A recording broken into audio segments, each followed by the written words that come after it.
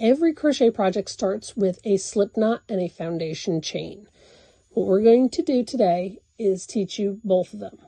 This step often feels a little awkward at first. It can feel like you're fumbling around. It's okay. Completely normal. And don't worry about it being perfect. I've had some chains that didn't look great and they still worked out fine for the project, okay? Undoing stitches is part of crochet, and even for experienced crocheters like myself. And it's what we call frogging. It's kind of a fun little term we have. What we're going to do is we're going to learn how to make a slip knot, we're going to chain, and how to count your chains. There's a couple ways to do your slip knot. You can, what I like to do is I like to take it where I got my tail end over here towards your thumb, and I grab the rest and I will give it a spin, and then I will grab over here and I will just pull it up. Okay, and then that's my knot, and I'll slip my hook through there. Let me see if I can do that at a different angle so you can see it a little bit better. And pull it up, and you're going to turn it. And you see this part here that goes up under there. You can grab it, and you're going to pull it up. Okay, and then you're going to slip your hook in there. And I'm doing this through a camera, so it's a little awkward for me. And then you're just going to kind of adjust it, okay? So that is your slip knot, okay? And we don't count this knot, ever, okay? But there is one other way I have seen lately, and this might work for you better. I see people, they make a twist, they stick their hook in, and then they just pull up a loop. And I don't know how they do it because I can't ever get it done. I'm not sure how they do that, actually. There we go. Let me show you again. Like I said, I'd only seen it. So what you're going to do is see how it's crossed over. You're going to come up from underneath. You can grab the yarn up there and pull it through. And then you're going to tighten it up. It's tightened with this one. Usually I tighten with my tail. This end here is your tail. This end over here is your working yarn. So what we're going to do next is we're going to chain. And all you're going to do is what's called yarn over.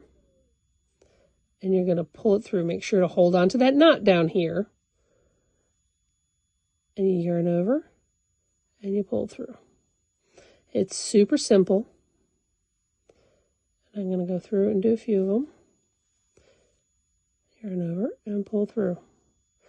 And once you get used to it, it goes pretty quickly, and I'm just going really slow so you can see everything I'm doing. You see how I'm working my left hand. Your hands may not work like mine. You may work more over here and be more like this. Some people move their left hand more. Some people move their right hand more. You will eventually find out what works best for you and what is most comfortable for you. There is no right or wrong way to work your yarn. There's no right or wrong way to work your hook. It's whatever works for you. So don't worry about, oh, well, so-and-so does it this way. No. Do it how it works for you. Now, what I want you guys to do for practice is I want you to practice chaining. We're going to chain 20, and you're going to pull it out, and you're going to do it again. But I'm going to show you, in case you stop halfway, oh, shoot, I don't know how many I did, how to count your chains. Okay? So you see here, all these little V's. Each V is a chain. So you've got 1, 2, 3, 4, 5, 6, 7, 8, 9, 10 chains. Okay? And you could even flip it over because there's little bumps on the back too. You could do it that way. But I don't typically do that way because sometimes on some yarns it's really hard to see those bumps. So we got 10, so we got 11, 12, 13, 14, 15, 16, 17, 18, 19, and 20. So that's what a 20 count chain looks like. And what you're going to do is you're going to take your hook out and you're going to frog it. Just undo the whole thing. Okay? I want you to practice that several times until you feel comfortable with the chain, because that is the foundation of every single project you're going to do. Well, unless you're working in the round, then there's that one little magic circle, but we will get to that in a more advanced course. But what I want you to do for this practice here is going to be to chain 20, pull it out, chain it again. Just keep doing it over and over and over again.